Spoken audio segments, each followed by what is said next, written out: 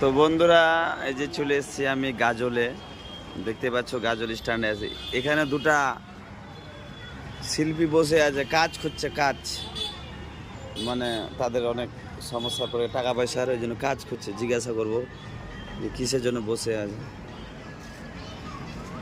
কি দাদা, কোথায় কি কাজ খুঁজতে নাকি?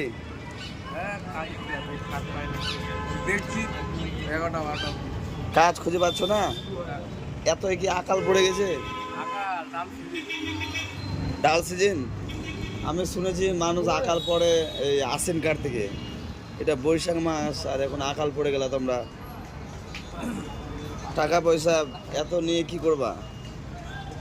বলিও না, টাকা পয়সা খুব দরকার।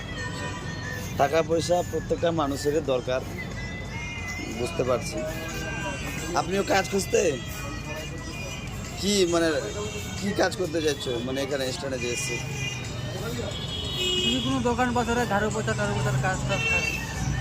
দোকানে ঝাড়ু টাড়ু দেওয়ার কেমন মাইনে, মানে কেমন স্যালারি পড়লে পোষাবে আর কি? 3 বেলা খাওয়া আর মাসে মোটামুটি 500-600 টাকা দিলে হবে। হাতে কত? 500-600। আচ্ছা, ঠিক আছে। আর আপনার? ও আচ্ছা, ওই মানে একই লেভেলের নাকি? হ্যাঁ, একসঙ্গে। একসঙ্গে। তো বুঝতেই পারছো আমাদের পশ্চিমবঙ্গে কেমন মানুষের আকাল পড়ে গেছে।